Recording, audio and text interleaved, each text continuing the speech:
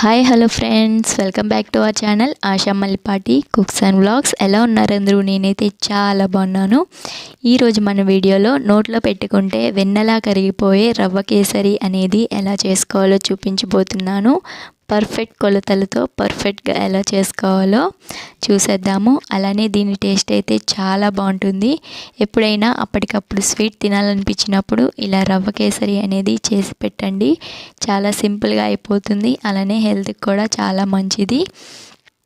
ఇది మనకి ఒక 10 నిమిషాల్లోనే చాలా ఈజీగా అయిపోతుంది. మరి ఆలస్యం చేయకుండా దీనిని ఎలా చేసుకోవాలో, దీని తయారీ విధానం ఏంటో చూసేద్దామా. దీనికోసం నేను ఇక్కడ స్టవ్ వెలిగించుకొని ప్యాన్ పెట్టుకున్నాను. ఇలా మనం ప్యాన్ పెట్టుకొని ప్యాన్ అనేది హీట్ అయిన తర్వాత ఇందులో ఒక 2 టేబుల్ స్పూన్ల వరకు నెయ్యి అనేది యాడ్ చేసుకోవాలి. ఇలా 2 టేబుల్ స్పూన్లు నెయ్యి యాడ్ చేసుకొని ఈ నెయ్యి అనేది కొద్దిగా హీట్ అయ్యే వరకు మనం ఈ నెయ్యిని వేడి చేసుకోవాలి. ఇలా నెయ్యి అనేది వేడైన తర్వాత ఇప్పుడు ఇందులో కొన్ని జీడిపప్పు పలుకుల్ని వేసుకొని ఇవి మనకి మంచి గోల్డ్ కలర్ వచ్చే వరకు చక్కగా వేయించుకోవాలి. చూసారు కదా, మనకి జీడిపప్పు అనేది వేగిపోయింది. ఇప్పుడు వీటిని ఒక బౌల్లోకి తీసుకొని పక్కన పెట్టుకోవాలి. ఇలా జీడిపప్పుని వేయించుకొని పక్కన పెట్టుకున్న తర్వాత అదే నెయ్యిలో కొన్ని కిస్మిస్ని కూడా యాడ్ చేసుకొని వాటిని కూడా ఇలా బబుల్స్లా వచ్చే వరకు ఫ్రై చేసుకోవాలి. ఇవి కూడా ఫ్రై అయిన తర్వాత అదే బౌల్లోకి తీసుకొని పక్కన పెట్టుకోవాలి. ఇప్పుడు మనం అదే ప్యాన్లోకి 1 కప్ ఉప్మా రవ్వ అనేది యాడ్ చేసుకోవాలి.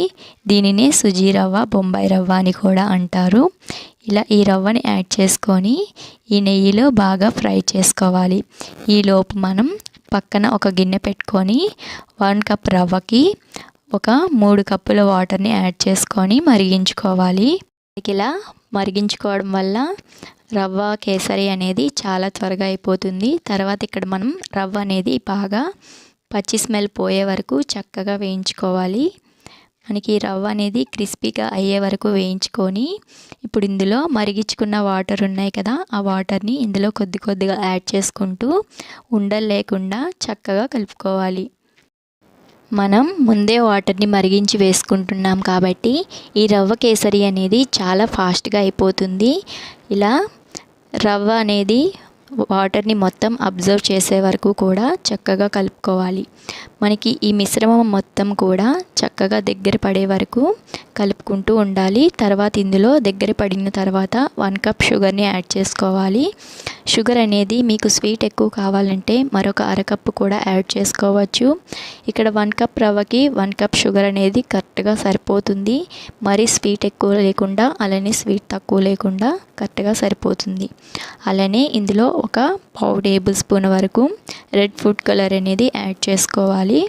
మీ దగ్గర ఏ ఫుడ్ కలర్ ఉన్నా సరే యాడ్ చేసుకోవచ్చు.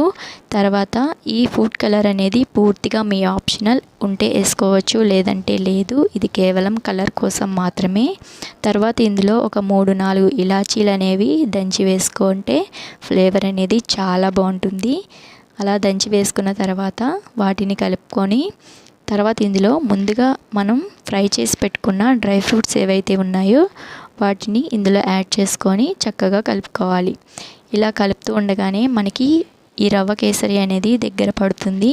ఇలా దగ్గర పడిన తర్వాత ఒక 2 టేబుల్ స్పూన్ల నెయ్యిని యాడ్ చేసుకుంటే మన రవ్వ కేసరి అనేది చాలా ఎమ్మీగా రెడీ అయిపోతుంది. అంతే అండి, చాలా ఈజీ అండ్ సింపుల్గా రవ్వ కేసరి అయితే రెడీ అయిపోతుంది. ఇది మనకి నోట్లో పెట్టుకుంటేనే వెన్నెలా కరిగిపోతుంది. అంత టేస్టీగా ఉంటుంది. చాలా ఈజీ కదా. మీరు కూడా తప్పకుండా ఈ రవ్వ కేసరి అనేది ట్రై చేయండి. మనకి ఇంట్లో ఏదైనా స్వీట్ అకేషన్ జరిగినప్పుడు అప్పటికప్పుడు ఏమైనా స్వీట్ చేయాలి అనుకుంటే ఇలా రవ్వ కేసరిని చేసి మన ఫ్యామిలీ మెంబర్స్కి పెట్టామంటే వాళ్ళు చాలా హ్యాపీగా ఫీల్ అవుతారు. దీని టేస్ట్ అయితే చాలా బాగుంటుంది. మీరు కూడా తప్పకుండా ట్రై చేయండి. మీరు ట్రై చేసినప్పుడు మీకు టేస్ట్ ఎలా కుదిరిందో నాకు కామెంట్ సెక్షన్లో తెలియజేయండి. అలానే ఈ వీడియో నచ్చితే లైక్ చేసి మీ ఫ్రెండ్స్ అండ్ ఫ్యామిలీ మెంబర్స్కి షేర్ చేసుకోండి.